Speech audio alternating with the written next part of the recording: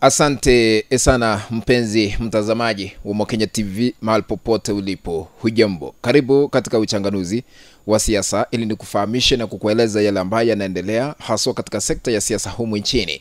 Kisha baadaye nitakuwa nachanganua moja kwa moja. Sasa vile inaonekana msomo unaendelea kutolewa kuhusiana na uwepo wa Raila Odinga katika serikali. Kuna matamshi ambayo ningependa kuweka hewani. Tusikize vile onyo imeweza kutolewa kwa Raila Odinga kwa vitisho, fununu za kuondoka serikalini na mawaziri kabla ya 2027. Kabla nizizame kwa undani, naomba kushukuru wote ambao mnatazama hii kanda mahali popote ulipo, na kuomba tu unyenyekevu na heshima kubwa. Ikiwa unatazama lakini bado hauja subscribe, kuna kitufe hapa chini. Ikiwa umeandikiwa subscribe, inamaanisha hauja subscribe. Bonyeza hicho kitufe ili kuwa subscribed. Kando yake kuna kengele, bonyeza kengele ili kupata kanda zote pindi tu tunapoziweka katika mtandao huu wa Mokenya TV. Sambaza hii kanda kwa grupu 1 ama 2 3 katika mtandao wa WhatsApp na hata katika mtandao ule mwingine wa Facebook. Ikiwa kwa kitufe umeandikiwa subscribed, wewe hauna nia ya kubonyeza kwa sababu wewe tayari ni member katika mtandao wetu wa Mokenya TV. Sasa baada ya kiongozi wa chama cha ODM Raila Odinga kuonekana kuzungumza pande mbili. Upande mmoja anazungumza akiwa kwa serikali, upande mwingine anazungumza akiwa nje ya serikali. Sasa mwandani wa Rais William Ruto pia ni seneta katika kaunti ile ya Uasin Gishu, kuna vile amezungumza. Tumsikize, kisha baadaye nikirudi nitachanganua matamshi hayo yanamaanisha nini. Tusikize Jackson Mandago. Wale wachache wanasema ati ng'ombe tumepeana tutarudisha kabla ya 27. Mjue ule mtu umempatia ni mtu ya ng'ombe. Utakuwa unajaribu kutoa nyama kwa mdomo ya simba. Wewe, sisi ni wafugaji. Hiyo lugha ya kusema tumepeana ng'ombe tutarudisha ya kuambia watu wengine. Hii mnaambia ni watu wenye wanajua kuchunga ng'ombe. Mimi nataka kuwaomba hivi. Under broad based vile mmekuja, tuungane na tushikane kwa hii safari mpaka mwisho. Tusitume signals ambazo itachanganya wananchi. Tutume signal ambayo nasema tuko broad based, we are independent as a political party, which is okay. Umesikiza vile Mandago seneta amezungumza. Na kwa Swahili walisema ya kwamba lisemwalo lipo kama halipo linjiani laja. Amezungumza akisema ya kwamba wale wanasema waliweza kupeana ng'ombe na wataziondoa ng'ombe zao kabla ya 2027. Wasahau kwa sababu yule ambaye anaachunga hao ng'ombe ni yule ambaye ni mfugaji, anaelewa vile ng'ombe hushughulikiwa. Now, vile amezungumza, matamshi haya yanamaanisha nini? I want to put this into perspective so that we can understand the context that is within Mandago's sentiments politically. Vile anazungumza, mumekuwa mkisikia ya kwamba Raila Odinga alipeana experts kwa serikali ya Rais William Ruto. Experts ni akina nani? Ni waziri wa fedha ambaye anaitwa John Mbadi. Expert mwingine ni aliyekuwa gavana katika kaunti ya Mombasa, Ali Hassan Joho, kama waziri wa madini. Expert mwingine ni Wycliffe Oparanya, waziri wa mashirika na masuala mengine, biashara ndogo ndogo katika serikali hiyo wizara. Opiyo Wandayi ambaye ni wa Kawi, na mwanasheria mkuu Dorcas Oduor. Sasa hao ni experts ambao walipelekwa kwa serikali ili kutoa usaidizi wa uongozi katika nyadhifa zile ambazo wanashikilia. Kuna fununu kwamba huenda Raila Odinga ataondoka na mawaziri wake katika serikali.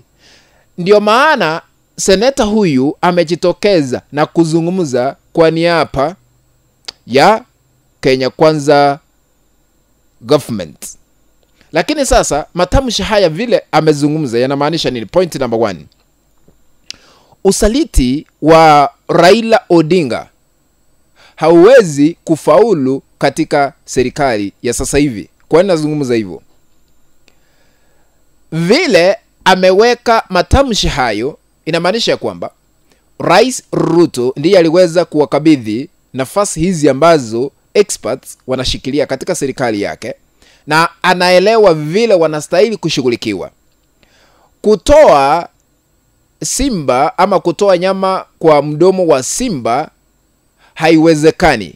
Yaani Ruto anaelewa vile watashughulikiwa serikalini ikiwa Raila Odinga atakuwa na nia ya kuondoka katika serikali ya broad based government akiwa na mawaziri wake wale ambao ni experts.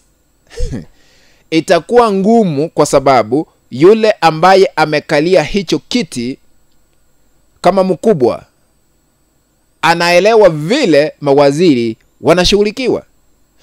Kushughulikiwa kivipi?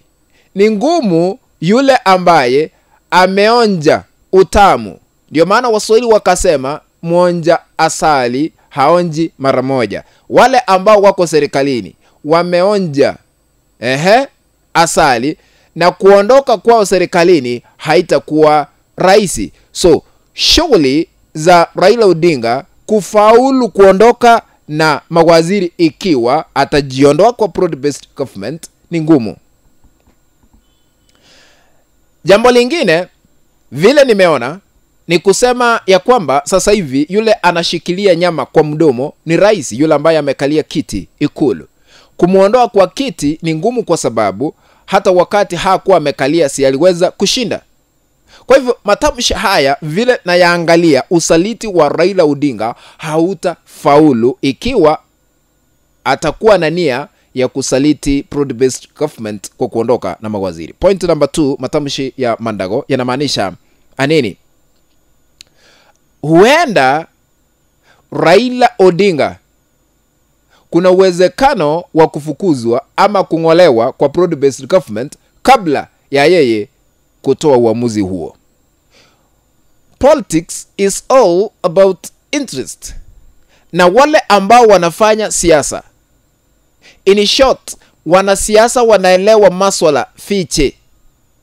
Kabla utoe uamuzi wako utakuwa umeamuliwa kabla ya kuleta uamuzi wako. Huenda Raila Odinga afukuzwe kwa sababu yeye amekuwa akizungumza double speaking. Anazungumza akiwa kwa serikali, akiwa hapa nje anazungumza kivingine. Kivipi? Gavana wa kaunti ya Siaya James Orengo aliweza kutoa msomo kwa Rais William Ruto. Gavana wa kaunti ya Kisumu Professor Peter Anyang' Nyong'o aliweza kutoa msomo kwa uongozi wa sasa.